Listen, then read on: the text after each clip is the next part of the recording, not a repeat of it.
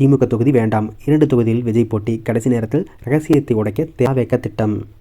தமிழக சட்டமன்ற தேர்தலுக்கான களம் சூடுபிடித்துக் கொள்ள தொடங்கிய நிலையில் தமிழக வெற்றிக் கழகத்தின் தலைவர் விஜய் தனது முதல் தேர்தல் இன்னிங்ஸை தொடங்க ஒரு அதிரடி வியூகத்தை வகுத்துள்ளதாக தகவல் வெளியாகியுள்ளது.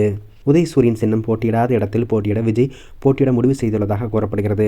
நடிகர் விஜய் இந்த தேர்தலில் 2 வெவ்வேறு தொகுதியில் போட்டியிட திட்டமிட்டுள்ளதாக கூறப்படுகிறது. இருப்பினும் இதை பற்றி அதிகாரப்பூர்வ அறிவிப்பை வேட்புமனு தாக்குதலின் கடைசி வாரம் வரை ரகசியமாக வைக்க அவர் முடிவு செய்துள்ளார்.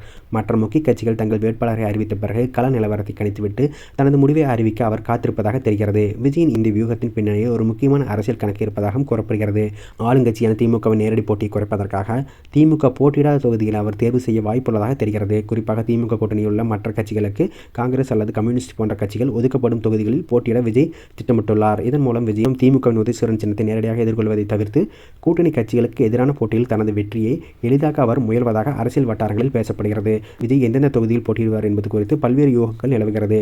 இளைஞர்கள் மற்றும் நகர்ப்புற வாக்குகள் அதிகம் உள்ள தொகுதிகளை அவர் குறிவைப்பதாக தெரிகிறது.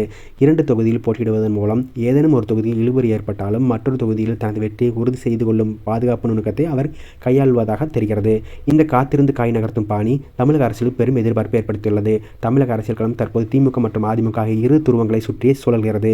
விஜய் வருகை இந்த இரு கட்சிகளுக்குமே ஒரு சவாலாக அமைந்துள்ளது. குறிப்பாக இளைஞர்கள் மற்றும் நகர்ப்புற வாக்குகளை விஜய் பிரிப்பார் என எதிர்பார்க்கப்படுகிறது. ஊழலற்ற அரசியலை முன்னெடுப்போம், ஒரு பைசா கூட தொடமாட்டேன் என உறுதிபட கூறும் விஜய் யாரிடமும் சமரசம் செய்து கொள்ளாமல் தனித்து போட்டியிடுவதாக தெரிவித்துள்ளார்.